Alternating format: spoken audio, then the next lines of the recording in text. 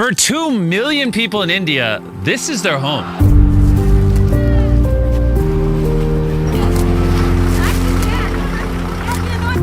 This is one of many dump sites throughout the country, where people have to scour through literal mountains of trash, which often contain sharp objects, toxic waste, and causes many diseases that are often fatal, only to make $3 a day. And because it is the country with the highest global population, India generates 1.3 billion pounds of trash every year.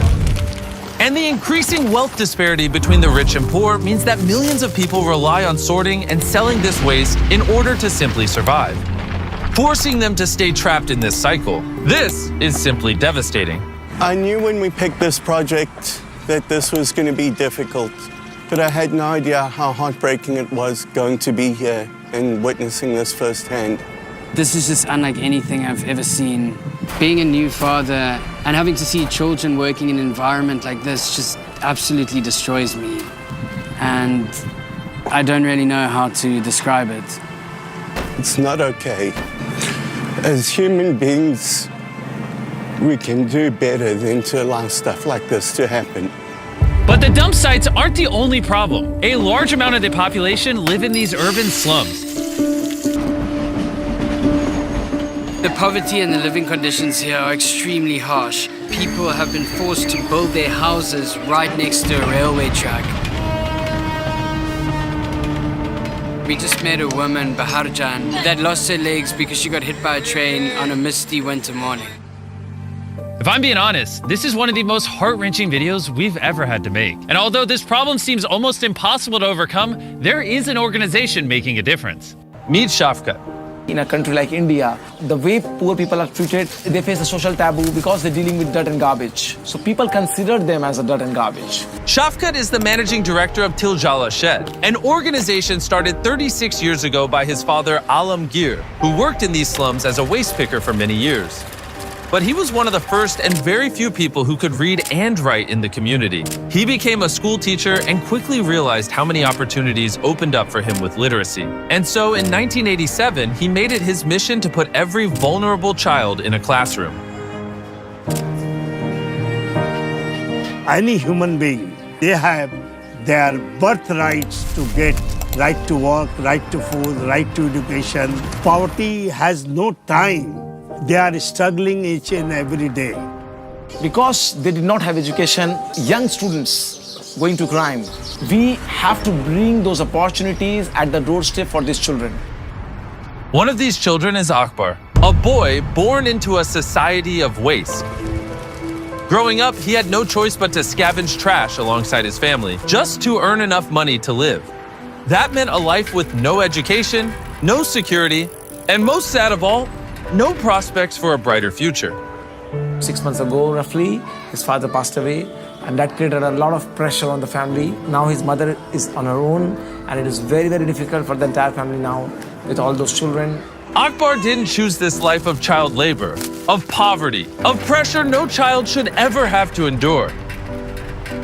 He has seen the schools from outside the gate, but never had an opportunity to go inside and sit in the classrooms. He was 12 years old, but he never went to school. He never knew anything to write or read properly. What do you want to become? Engineer. Engineer. He says, I have seen a lot of things on the roads. People, car breaking down, people asking for help. Nobody comes for help. So I want to help these people. Yet, despite his circumstances, he never gave up on his dream of getting an education. So Shafkat took Akbar off the streets and enrolled him into school. And in only 2 years, he's already caught up to the 8th grade, exactly where he should be. It's my hopes and dreams for him that he can now get an education, he can go to university, and he can become an engineer like he's always dreamed of. To make sure that you have every opportunity, we're going to give your family some money so that you can buy food and you don't have to worry. If you promise me that you're going to study hard, I'm going to pay for you to go to school and I'm going to pay for you to go and get your engineering degree, okay? Promise? Deal? Deal? Yes. But Akbar is only one of the tens of thousands of children that Til Jala Shed has taken out of the waste dumps and given an education, safe home, and financial aid. And Darren was about to meet all the kids at the school for the first time. I can't wait for you to experience that joy when the kids come running through that door, because I can't put that into words.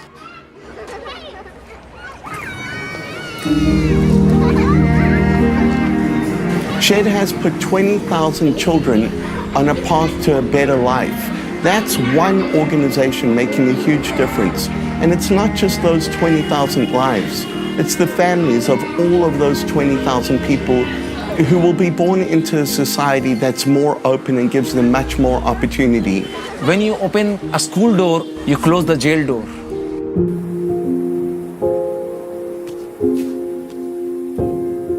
Education is the only way ahead, is the only way forward, which can only transform the society. In addition to the education that Tujala Shed is providing, they offer multiple extracurricular activities so that the kids can discover their passions.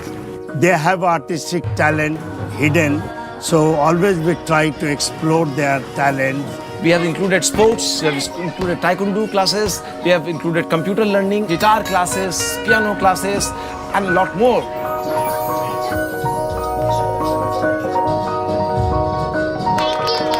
The older kids then showed Darren some of their science experiments. Oh, wow. Look at that, it's 3D. How did you do that? Can you tell me how you made this? मतलब ये सब recycle होने वाला सामान है, वुडबोर्ड है, सब उसी से बनाया गया है. That is water dispenser. That's I think it's really important to recognize how innovative and resourceful these kids are. They have so little to work with, and yet they are putting the materials that are at their disposal over here to build these experiments and educate themselves and learn. There is so much potential that is untapped in these kids that don't even get a chance at an education. Despite the tremendous impact Tujala Shed is making in their community, the problem is too large to solve alone. There is so much need in the community and so much struggle. We need to expand our operations. So there is always very difficulty for organizations like us to mobilize resources. And to ensure that we can make a long-lasting stamp on this problem in India, we have decided to fund the entire program at Tujala Shed for an entire year to help them expand to more areas in Kolkata and eventually throughout India. Because of each and every one of you, your viewership has helped get the support for this philanthropy, and we as a recipient can tell you we have received the support and the commitment from this philanthropy. Thanks so much for your blessings. But we have one more surprise. Shafkat told us that a lot of the kids were interested in computer learning, but the local library doesn't have enough computers to facilitate all the children.